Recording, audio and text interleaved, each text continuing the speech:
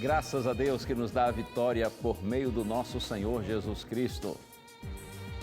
É muito bom estar com você, estar ao vivo aí na sua casa, através do canal da Esperança da TV Novo Tempo.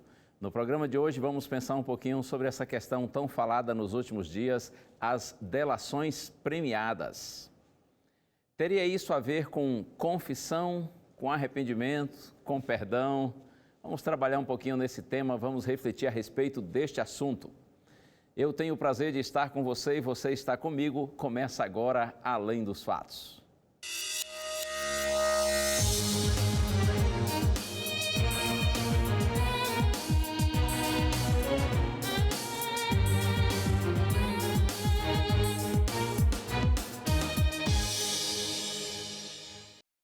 Chegou a hora, graças ao nosso bom Deus, eu já quero iniciar mandando abraços. Tenho aqui muitos abraços, começando com a Lucimar Viana Apoliano, de Palmas, no Tocantins.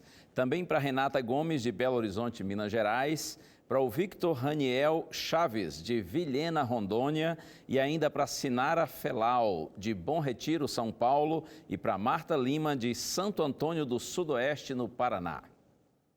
Eu quero mandar abraços muito especiais para os amigos de Andradas, no sul das Minas Gerais. No dia 25 de março, nós tivemos lá a Caravana Novo Tempo, antes tarde do que nunca, não é? Mas receba aqui o meu abraço, queridos amigos e irmãos de Andradas, que nos receberam lá na Caravana Novo Tempo com tanto carinho.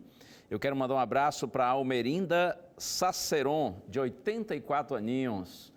Irmã Almerinda querida, que mora lá em Andradas. Também para a irmã Célia, da Igreja Assembleia de Deus de Ouro Fino, Minas Gerais. E ainda abraços para todo o pessoal do UNASP, Campus Engenheiro Coelho. Tanto para os alunos como servidores, gente aí da comunidade do UNASP. UNASP é a casa de Deus, a porta dos céus. Foi maravilhoso ter passado alguns dias com vocês. E ainda mando abraços para os amigos de Recife, no Pernambuco. Especialmente os irmãos da igreja de Casa Amarela e Guabiraba. Pastor Carlos Gustavo, pastor Nelson, todo o pessoal aí do Distrito Pastoral de Casa Amarela. Foi muito bom ter estado com vocês nesses dias da Semana Santa. E digo, não só em relação ao Distrito de Casa Amarela, mas toda Recife e as cidades do entorno. Nós, pastores da Novo Tempo, os pastores da Divisão Sul-Americana, os pastores da Casa Publicadora Brasileira, além dos teologandos do IAN, todos que estivemos aí, ficamos tremendamente impressionados com o fervor espiritual de vocês, com o compromisso missionário. Que Deus abençoe a igreja em Recife e em todo o estado do Pernambuco.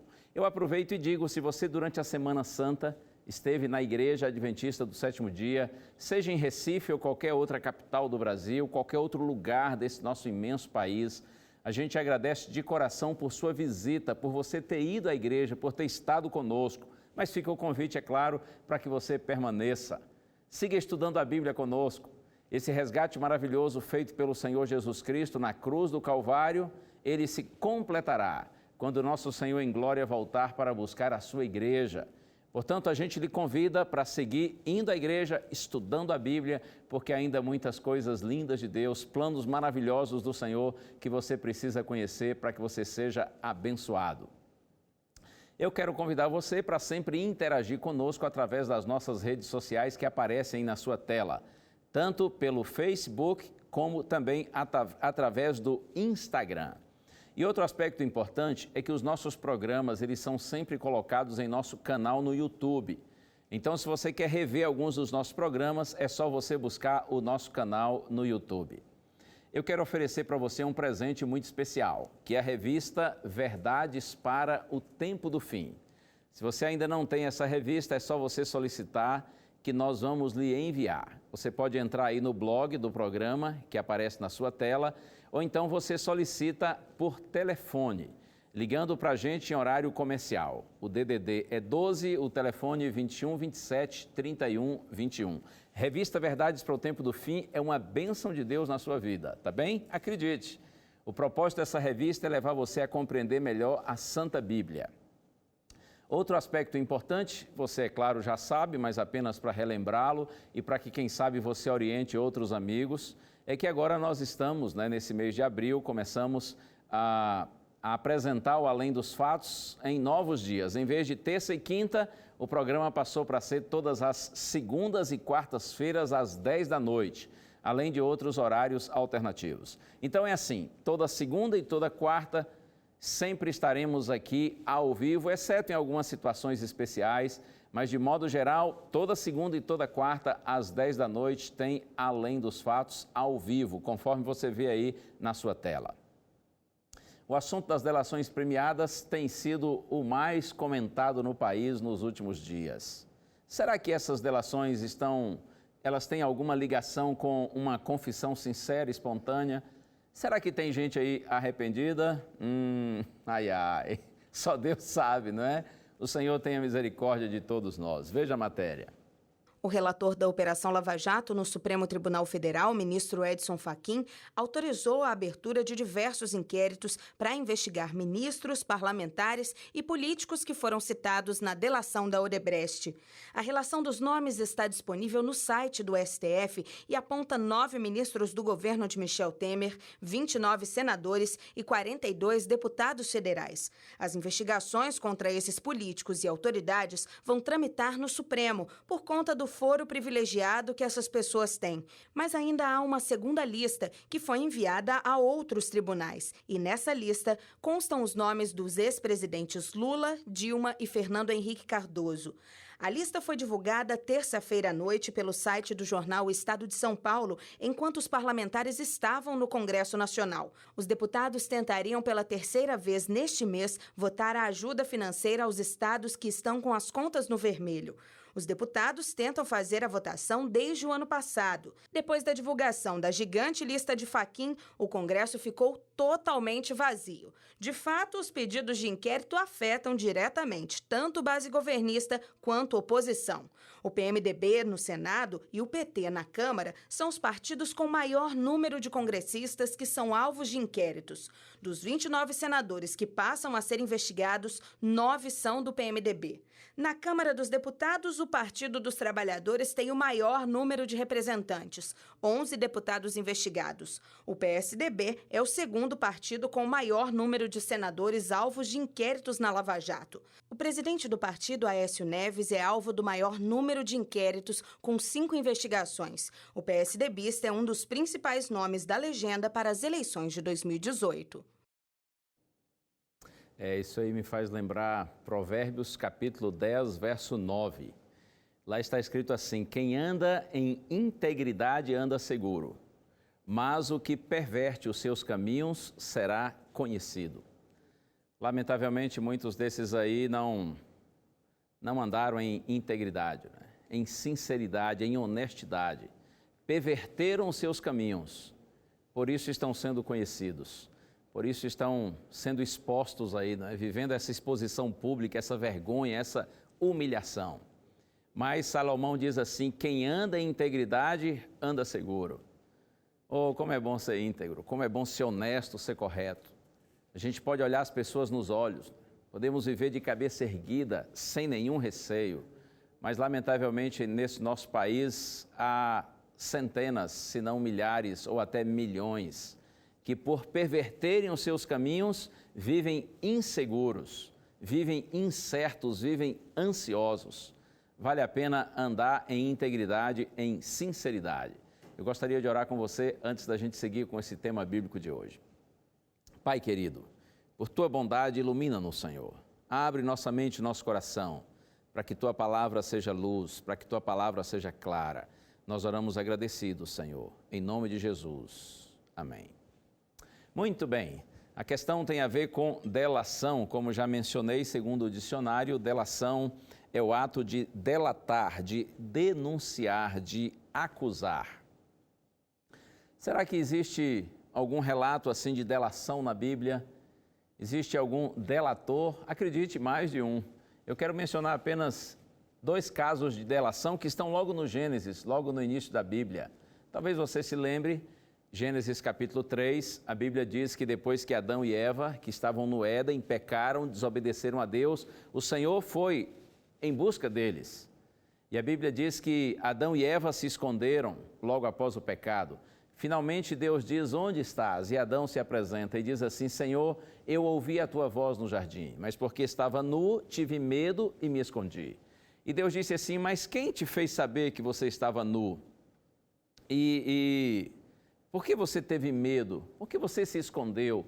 Você porventura comeu do fruto proibido? Você transgrediu? Você desobedeceu? É evidente que Deus sabia, mas Deus queria ouvir a confissão, o reconhecimento de Adão. E Adão então fez uma delação.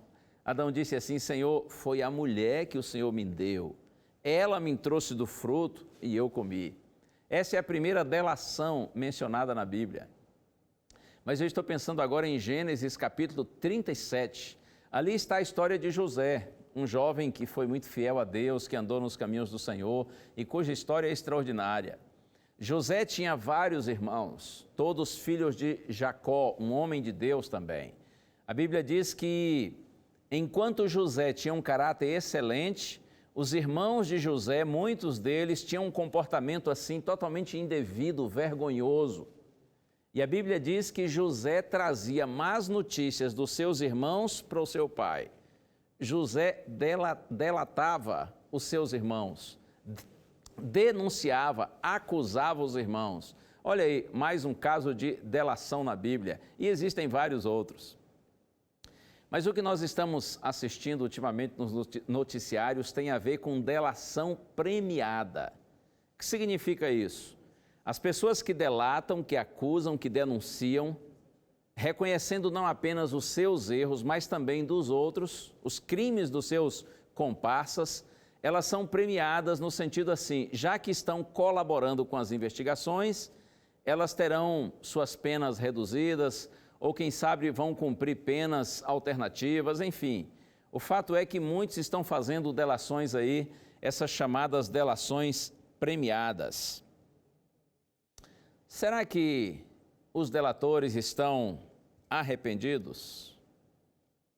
Fica a interrogação, não é? E quem somos nós para julgar?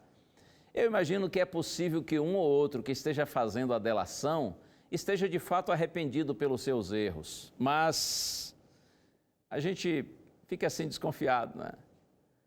E a razão de toda essa desconfiança da nação tem a ver com o fato de que os delatores só estão delatando depois que negaram insistentemente os seus erros.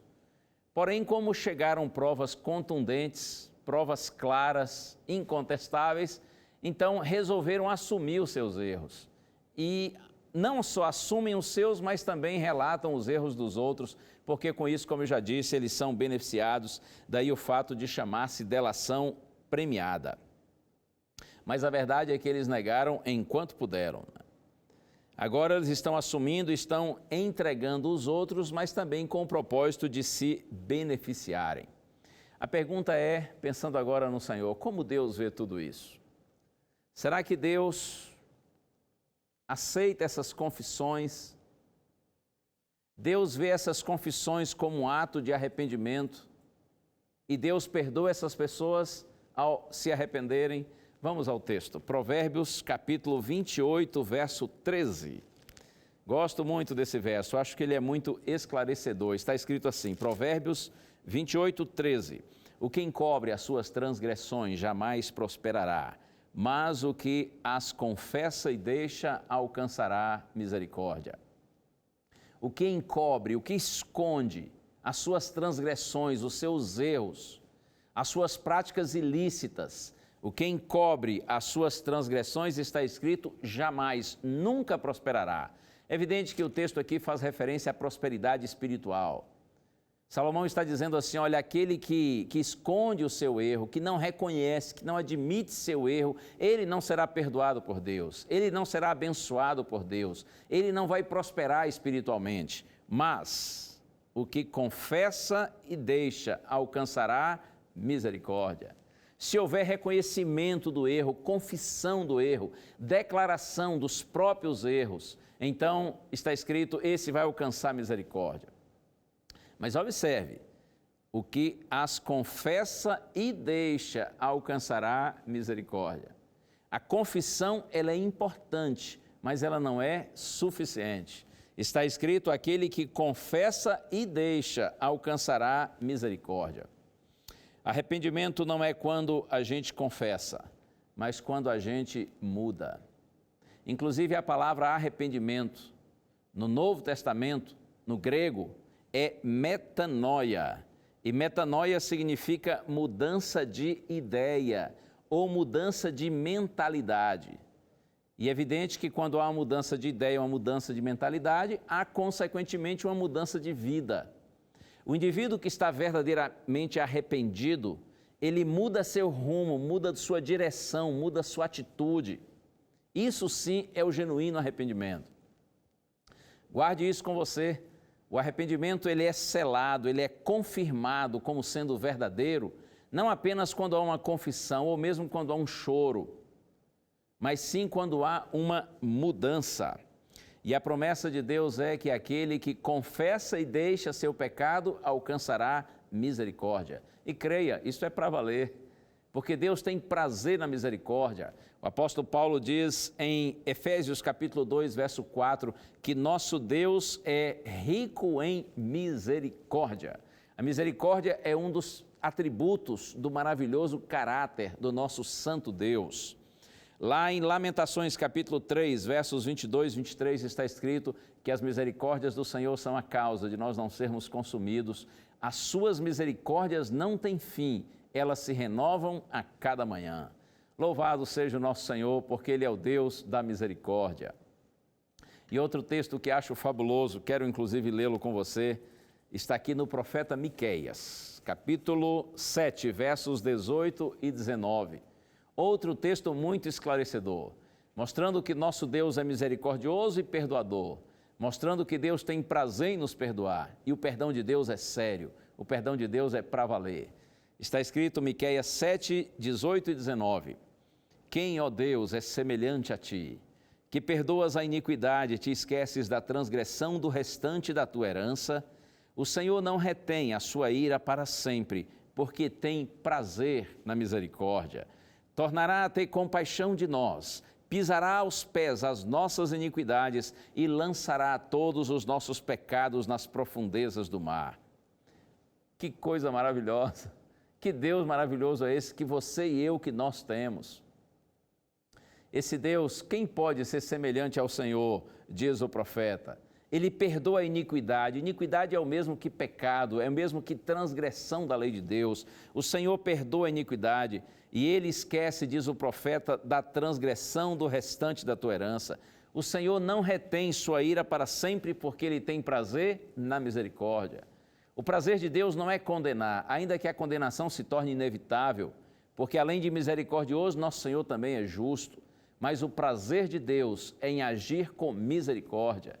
Esse é o seu prazer, isso tem tudo a ver com o seu maravilhoso caráter.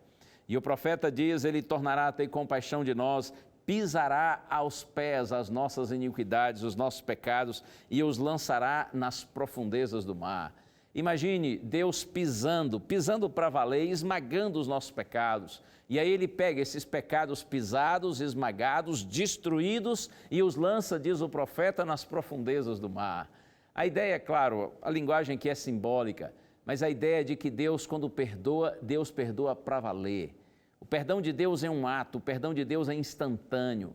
Quando de fato existe arrependimento e confissão, Deus então perdoa e perdoa para valer.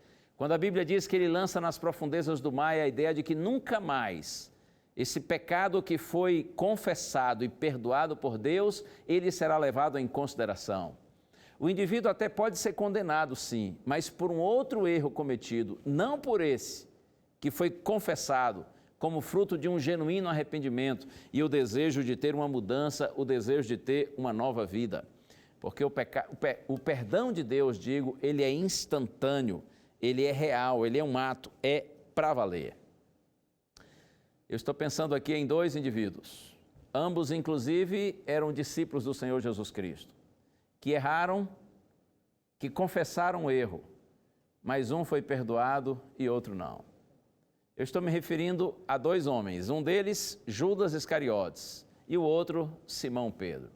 A história é conhecida. Judas Iscariotes foi o traidor.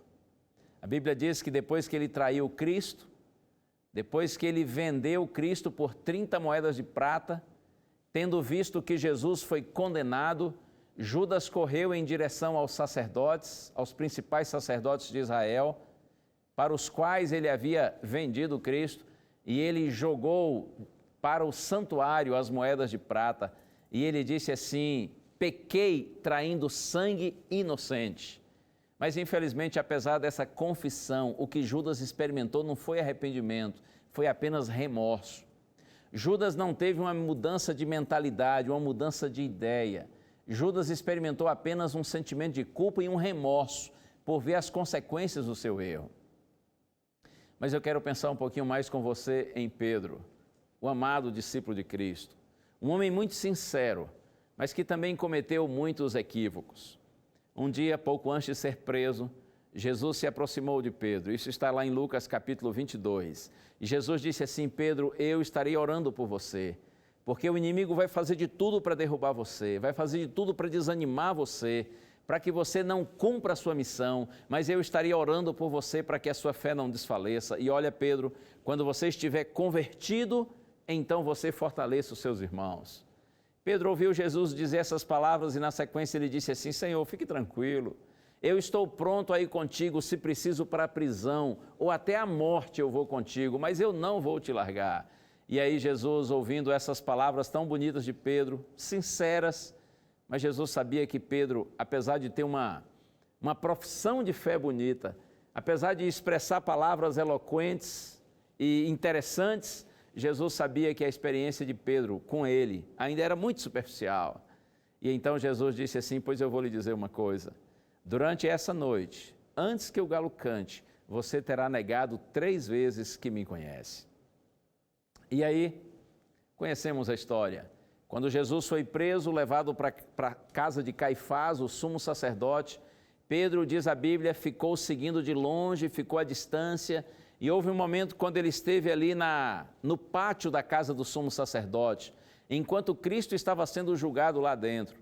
Pedro tentou ficar ali discretamente, mas a Bíblia diz que uma criada percebeu a presença de Pedro e disse assim: ei, você também é discípulo dele? Pedro disse assim: não sou, de jeito nenhum, o que é isso? Logo depois, uma outra pessoa disse assim: ei, você sim, você é discípulo dele, você esteve com ele. Pedro disse assim: olha, eu nem sei quem ele é, eu não conheço, não sei quem é. E 1 hora depois, alguém percebeu Pedro no pátio da casa do sumo sacerdote e disse assim: você é discípulo dele sim, você o conhece sim, você também é galileu, você esteve com ele. E Pedro disse assim: olha, eu não sei o que vocês estão dizendo, eu não estou entendendo nada dessa conversa de vocês, eu não conheço. E a Bíblia diz que Pedro passou a xingar e negar assim veementemente. Mas enquanto Pedro negava pela 3ª vez, ele ouviu o galo cantar. E a Bíblia diz, Lucas capítulo 22, que a partir dessa hora Jesus foi tirado do interior da casa do sumo sacerdote. Quando Cristo passa pelo pátio, ele se encontra com Pedro. Ambos se olham. Jesus não diz nada.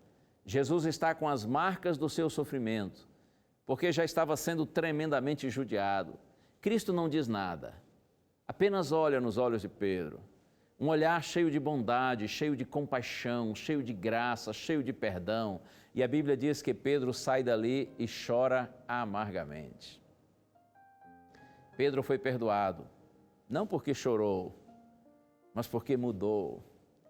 Se você segue vendo a história de Pedro, você percebe um novo homem, transformado pela graça de Deus. Pedro chorou não apenas pelas consequências do seu erro, mas pelos seus motivos. Pedro não chorou, eu diria assim, por ver suas mãos sujas, mas por perceber o seu coração impuro. E pela graça do Senhor, Pedro foi completamente perdoado.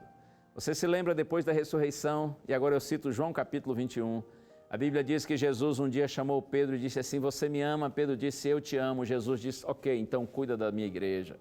E outra vez Jesus disse: Pedro, você me ama? Pedro disse: Senhor, tu sabes todas as coisas, eu te amo. Jesus disse: tá bom, então apacenta as minhas ovelhas. E pela 3ª vez Jesus disse assim: Pedro, você me ama? Pedro disse: Senhor, tu sabes todas as coisas, tu sabes que eu te amo. Ele ficou triste porque Jesus perguntou pela 3ª vez. Então Jesus disse assim: ok, Pedro, então apacenta as minhas ovelhas, cuida dos meus cordeirinhos. Naquela hora, certamente, Pedro não entendeu, porque Jesus perguntou 3 vezes, mas depois ele compreendeu. Cada afirmação, eu te amo, deletava uma negação feita anteriormente. Cada sim dito por Pedro deletava o não que ele havia dito lá no pátio da casa do sumo sacerdote. O que Jesus estava mostrando para Pedro é que ele estava completamente arrependido, porque é assim para Deus. Quando o homem confessa seu pecado, fruto de um genuíno arrependimento, e decide mudar de vida, Deus perdoa e perdoa para valer. Jesus estava dizendo, filho, não carregue peso de consciência, não fique sofrendo, não fique se acusando. Você errou, mas você confessou, você se arrependeu e você está completamente perdoado. O seu ministério, inclusive, está restaurado. Siga abençoando, ajudando, liderando a igreja. Vai cuidar da minha igreja. Não desista de mim, Pedro, porque eu também não desisti de você. Louvado seja o Senhor, porque seu perdão é real, porque seu perdão é maravilhoso. Que Deus lhe abençoe, abençoe você e sua família. Vamos buscar o Senhor de todo o nosso coração. Vamos pedir a Ele que nos dê genuíno arrependimento. Vamos confessar nossos pecados e crermos que pela graça do Senhor nós podemos ter uma nova vida. Vamos orar. Ó Deus e Pai, louvado seja teu nome, Senhor, porque o teu perdão é real e porque o teu poder é capacitador para nos dar uma nova vida. Eu te peço, Pai, abençoa todos os teus filhinhos que estão orando comigo. Nós nos entregamos a Ti nessa hora, Senhor. Clamamos por Tua misericórdia, em nome do Senhor Jesus. Amém. Que Deus siga abençoando você, abençoando sua casa. E guarde sempre no seu coração a palavra de Deus que diz que a fé é a certeza de coisas que se esperam e a convicção de fatos que não se veem. Que Deus, por sua graça e bondade, nos dê uma semana muito feliz e muito abençoada na sua presença. Fica com Deus. Um abraço. Tchau.